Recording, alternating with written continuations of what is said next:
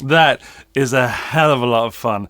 This is the Ampman Classic from Hughes and Kettner, and also with the fuzz from Cornell, the legacy fuzz from Cornell amps. And I'm having an absolute blast of a time. But let me tell you how I got here. Hello, fellow guitar geeks. If you've never seen my channel before, you need to know that I operate with two goals in mind. The first one is honesty, because what's the point in not being authentic, and I genuinely share my results with the gear. Secondly is positivity, so, I try to be happy and spread some gear that I love.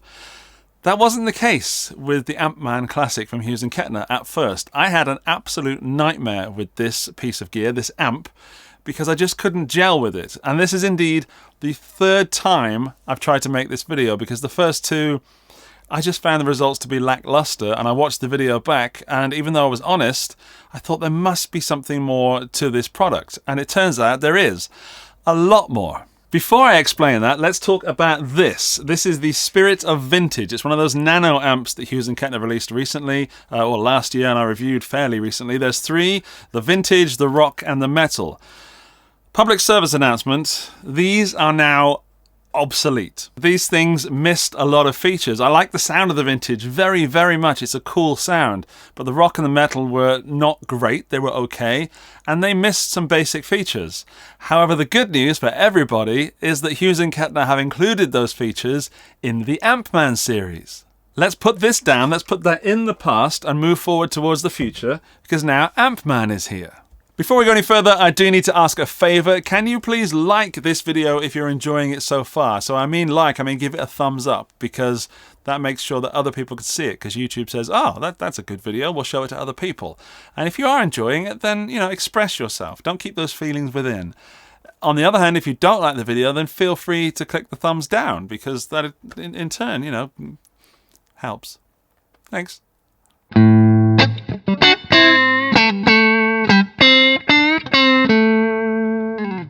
It's a 2-channel up to 50 watt amp, and I say up to because that's only 50 watts if you're using a 4 ohm cab, and not many people use 4 ohm cabs anymore, or at least ever, or maybe, but I'm using an 8 ohm cab, which means the amp is 25 watts, and if you're using 16 ohms, then I think it's about half of that again.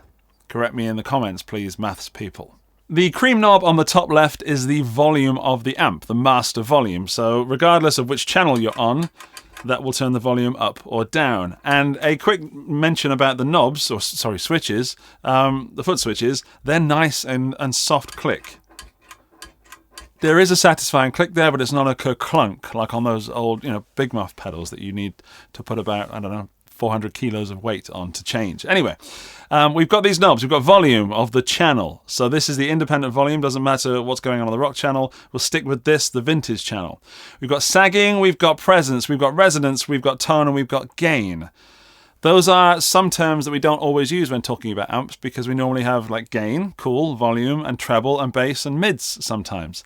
That is not the way that Hughes and Kettner have gone about this. They've done it slightly differently. And I'm actually really happy that they have, because it gives great results. Before I explain what the knobs do, I'm going to talk about the effects loop, because yes, it has one. It's right here, you can engage it here, and at the moment I've got the Sky Surfer Mini from TC Electronic providing a little bit of reverb. In fact, this much reverb.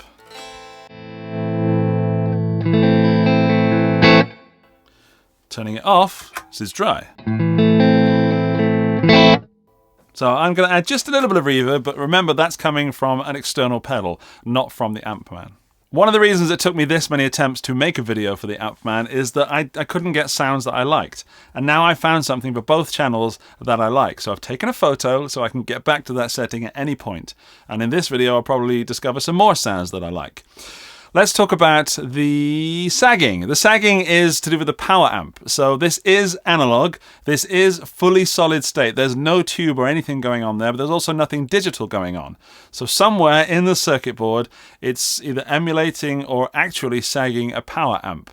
And what that means is that the power amp section thinks that it's being pushed more and more, so turned up louder and louder. When you have an amp that's not turned up very loud, then you get this thinner sound, which is not worse, just thinner, and it sounds like this.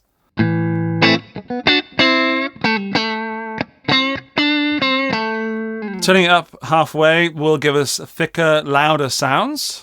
And then turning it up even more, we'll get thicker and louder. So let's go to 3/4.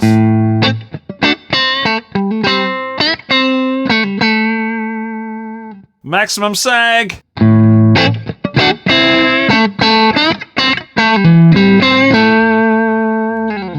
So it makes the amp louder to a point where it just compresses more and sounds thicker and warmer and more like an amp that's really, really loud. I think it's brilliant. I think roughly about there or round about there is where I like it. And one note is if you don't push the sagging a little bit, the amp sounds quite quiet. So don't fall into the trap of putting it on 0, because that would result in bad times. Now you might know treble, adding high frequencies to an amp. So we've got treble, middle and bass. This doesn't have it. It's got presence and resonance. Presence being the higher frequencies and resonance being those lower frequencies, but albeit on the power amp section. So the presence, I've got it here almost about 3/4. It's quite bright. If I were to turn it down, it gets a lot darker. So here we go.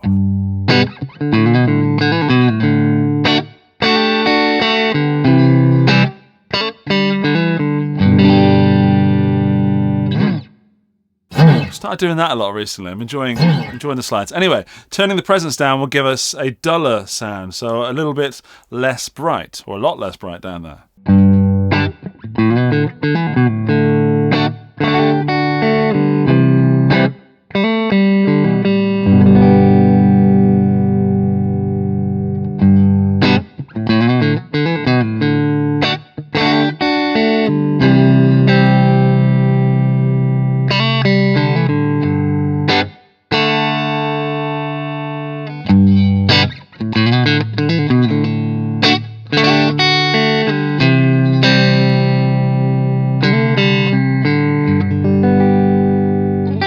Also worth noting that if you're using 7-string, 8-string, 9-string, 20-string guitars, then the presence control can be your friend.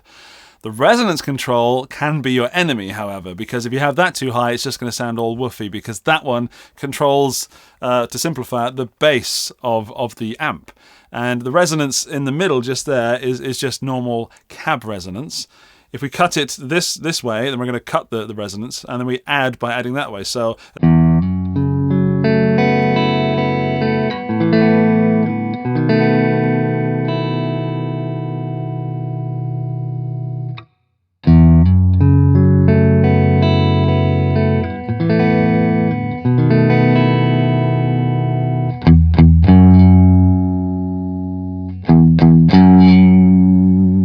So that's the resonance. You can hear, hopefully, the bass appearing, disappearing, and then being boosted. So really careful control of this. This is a really powerful control. And if you read the manual from Hughes and Kettner, I don't like the manual very much because it's full of marketing words, and it should just be how to use the thing, not tell you how great it is. So a word of advice, if anyone from Hughes and Kettner is watching, please don't include marketing in the manual. Please, thank you. But anyway, great amp. Right, anyway, back to us. The tone. The tone you might recognize as the tone knob on the guitar. The tone of this is adjusting the tone depending on what you've done with the rest of the amp. So you might notice I've got it down quite low on 1/4. That affects everything just here, the whole tone of the amp, including the gain. So let's play with the tone knob.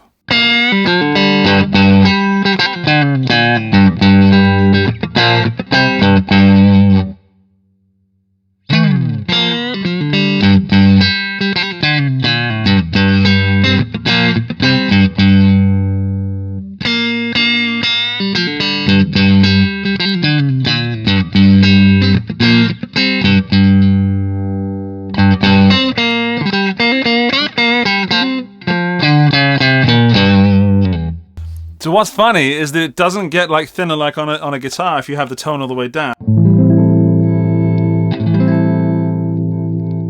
Doesn't operate like that, and I think Hughes and Kettner might have made, not a mistake, but they could have made more effort to explain this, which I guess is why I'm here making this video for you.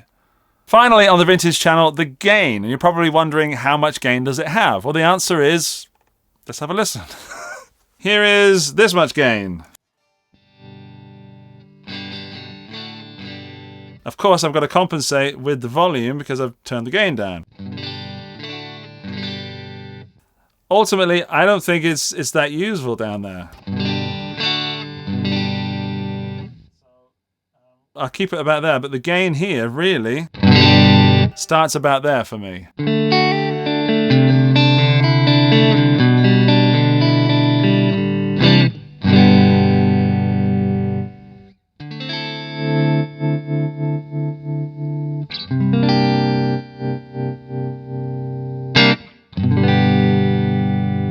How much gain does it have? Let's push it 3/4.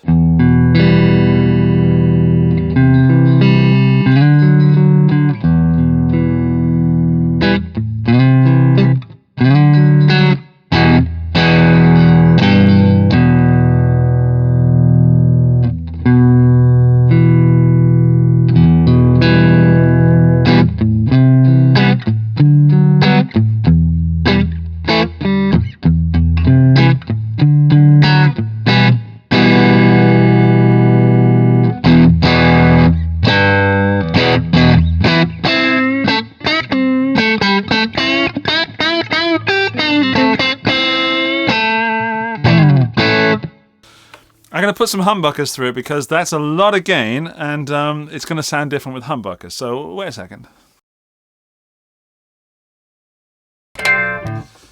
So bearing in mind this is the vintage channel.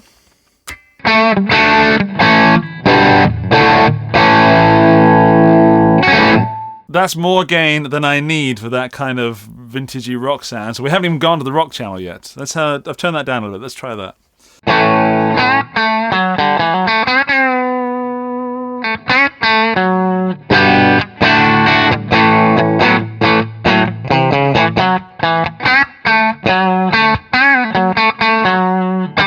Okay, so that is a lot of gain, a lot of rock and roll. Let's talk about the boost, because the boost is down here. We haven't even spoken about the foot switches yet. I've got the effects loop on at all times, of course. The boost is going to give us a boost.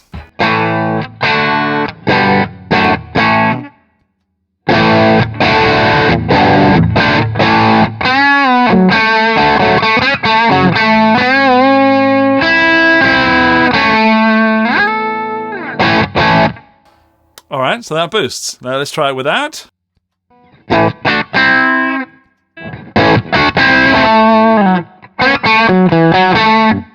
So I'd argue that even though you've only got 2 channels, you've actually got 4 voices, because you can switch between that boost channel and the non-boosted channel on both channels.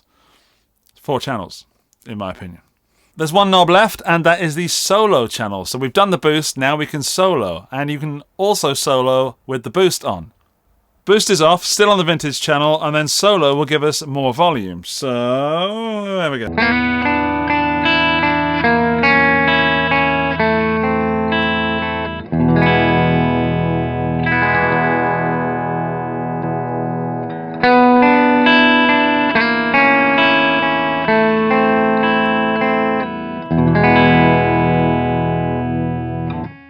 I don't know if you can hear that, but that's considerably louder. Let's turn it up there.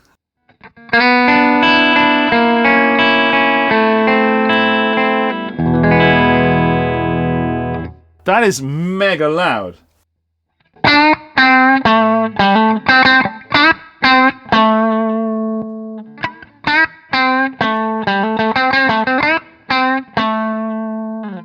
There is more gain, but that's because the speakers are being driven more.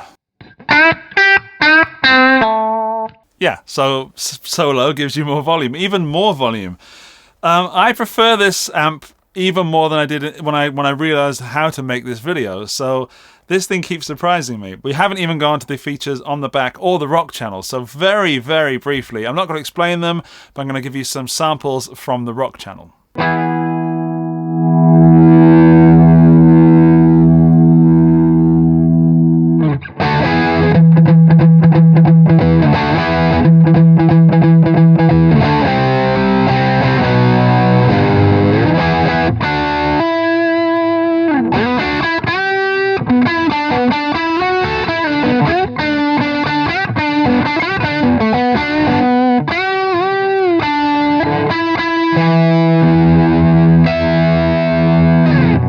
So, like the rock little nano thing, this has a lot of gain on tap. Some might say too much, but not as much as the little nano one. That was far too much. So let's give it even more. Let's max the gain and see what that happens with the thing and the thing.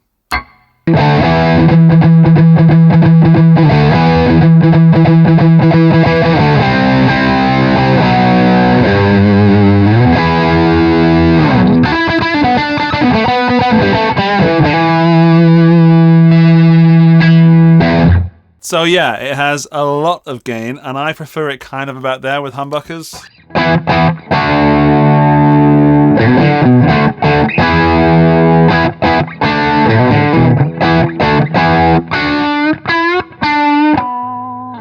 Yeah, it's nice there. Could do with a little bit of cleaning up, a little bit more presence maybe.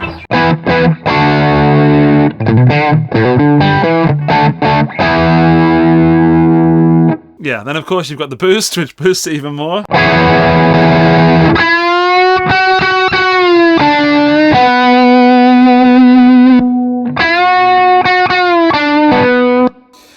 Hughes and Kettner use the word creamy and smooth a lot, so let's go neck pickup and more reverb.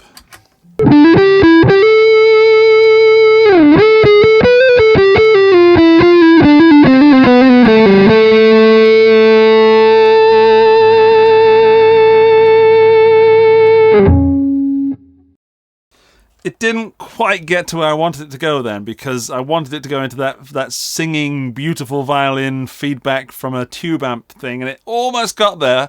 Not quite, but it's not fair to compare this to a tube amp because it's €350 and it's small and fits in your gig bag. It also has a hell of a lot of other features that we haven't even spoke about yet, so let's do that now. If I move this cable out of the way for a second, you can see here there's a knob. That is the noise gate that I've been using the entire way through this video, and not once have I thought that noise gate is choking my tone or cutting off my notes early or not opening the gate when I need it to. I forgot the noise gate was there. If you turn it off, it is quite noisy. So I'd say this noise gate is a necessity because the amp can be very noisy, but it's there, so it solves the problem. Nice. Next one. The much needed FX loop. The whole way through this video, or pretty much the whole way, I've been using the Sky Surfer reverb. It doesn't have a reverb in it, of course, as I've said, but you can put any reverb you want. I would much rather have an FX loop than some dodgy, cheap, because it would be cheap to keep it at 350, reverb section or reverb delay. At this point, you can put any pedal through that FX loop that you want. And certainly, why not? Over to the next section is the headphones and aux in. So you can use this to practice silently. You don't need to have a cab connected. So if you disconnect the cab like so, it does not explode because it doesn't need a load. And now I can practice or record silently. The aux in is to plug your phone or MP3 player into so you can jam along with tracks. Of course, that will come out of the headphone socket. It probably would come out of the amp as well. Oh, I'm going to have to find out. Let's find out. I've got the headphones plugged in. I can hear the track. There it is. There's me playing telly. And it's not coming out the cab. So if you want to play some MP3s or something, it does not come out the guitar cab. Only the headphone socket. So that answers that question. All the sounds you've been hearing so far have been coming through the Harley Benton Vintage 212 with Celestion V30s and mic'd up.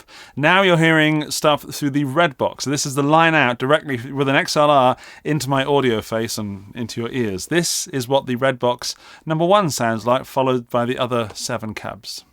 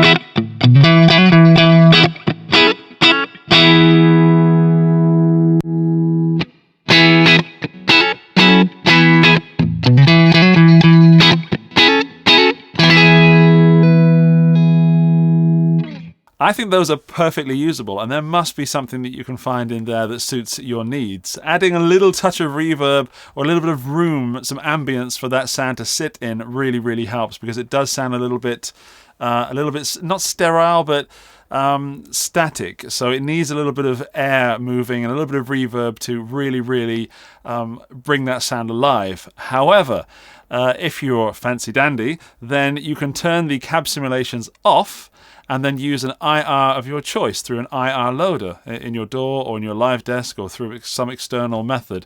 You can't load IRs into the Ampman, but you can use them externally, and you can turn off the cab simulations that the Ampman gives you. That is a lot of cool stuff, again, for €350.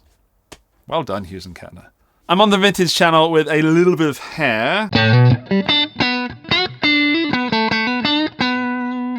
So it's not perfectly clean. I don't like the amp perfectly clean. Let's put the Cornell fuzz on.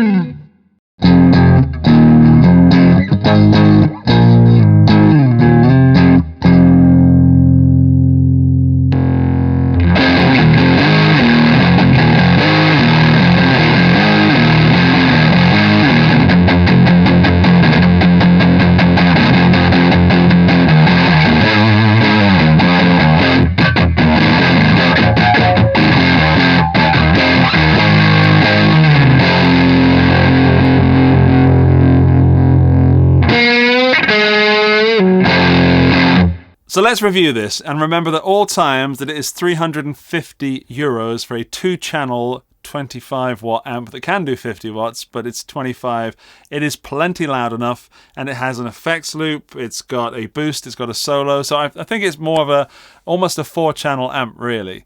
There are some things that I don't like about it. Number one, I don't like the fact that the writing is in white, and that might seem very, very petty, but some of the time in this video I've had trouble, well, a lot of the time, I can't see what's written on there right now because I've angled it for that camera. In fact, it's wonky. Oh dear. So if the camera can see it, I can't see it. If I can see it, it looks like that. Now I can see it and you can't, which is a bit of a shame. So black writing or some other color would have been preferable. Seems silly, but on stage you need to know what's going on unless you've memorized your amp, which I guess you should. Another thing is there is a noticeable pop when you turn it on with the master. So if I turn it off and then turn it back on again with the master down, a little bit of a pop. If I turn it up, whoa, hang on. If I turn it up and the noise gate, turn it up and then turn it off and back on again, that's a noticeable pop. I don't know if mine is a prototype because it came directly from Hughes and Kettner. I don't know if yours are going to have the same problem, but please, if you use this amp, either start it up with the volume all the way down, as you should anyway. I'm sure we all do that already, right? Or because it's this style of amp, you can turn it on without the speaker being plugged in. Wait for it to do its little startup thing, and when that light comes on, off we go. Brilliant. So you just need to remember to do that, otherwise you're going to blow someone's ear or damage your speakers. Aside from that, there's not much to dislike. There are some things that I really like. So let's talk some positive stuff for a moment. There's a lot to like about the Ampman Classic. The noise gate alone is superb. I think the vintage channel it's possibly one of my favorite. No, it is one of my favorite channels ever, and that includes tube amps. It's just so convenient. You can chuck it in your gig bag and you've got a good sounding vintage amp. The rock is good, however I prefer the vintage. You might notice that I spent a lot more time on the vintage in this video, and that's because I think that's its strong point. The rock for me is still usable and good, really good, just I prefer the vintage. Alright, get off my back. It's just I like the vintage more. What else do I like? I like the sagging stuff. I didn't think I'd like that. It's really, really fun to hear what that does and to really have direct control. And now I understand what it does, I can use it to my advantage. So, need more warmth and more creamy smoothiness? Then push up the sagging. Need it to be clearer, reduce the sagging. I do like the boost that the sagging gives to the amp as well. It makes it really, really a lot more present. The rest of the amp controls, it's a strange choice from Hughes and Kettner to not put treble, mid and bass on there. But I like they've done that. I like it. I think it's going to alienate some people at first, and I had to work with the amp to get some sounds out that I liked. But now that I've really put my work into the amp, I'm very happy with where I am. The next positive is the price, of course. It's €350 or thereabouts, and it is hissy, just to bring in that negative. It does hiss a lot, but it's got the noise gate in there. The noise gate works absolutely brilliantly, and you end up with an amp that can go through a 4x12 cab that fits in your gig bag. I don't think there's anybody else offering a product like this at that price. There are other products like this on the market. So there is the Zero from Thermion, which I've just had delivered. I've not tried it yet. So when I try it, I can mention this Ampman Classic. And I'm guessing that's going to be, well, it's more expensive and it's a one-channel amp, but I guess the amp itself is going to be of higher quality, but I don't know. But this is good for $350. The other amp that I'm kind of skirting around is the Blue Guitar series, the Amp 1. Now there's a connection between the two companies, and I feel a little bit icky talking about it. But quite frankly, I think Thomas's the Amp 1 sounds better, but it's twice the price. At this price, at $350. You're getting a really, really, really good deal. So that's just how it is, isn't it? Would you want to spend the extra money on an Amp 1? Only you can tell. If you've only got €350 to spare, the Ampman does really, really well. Although I haven't tried the modern yet. I'd love to try that in the future. All in all, I think this is a very portable, very professional sounding rig that you can use at gigs and use for recording and use for practicing. I would happily, in fact I am, that's going to be my backup amp for my band. So I have an amp that I use not just for the sound but for the look on stage. But this is going to come to every gig just in case. And the temptation to buy a second one for the other guitar player in my band is huge. And maybe, Steve, if you're watching this, I know you're going to want to try this amp out, and I recommend that you do. So if you're on the edge of buying this Ampman Classic, go for it. You won't be disappointed. It's really, really good.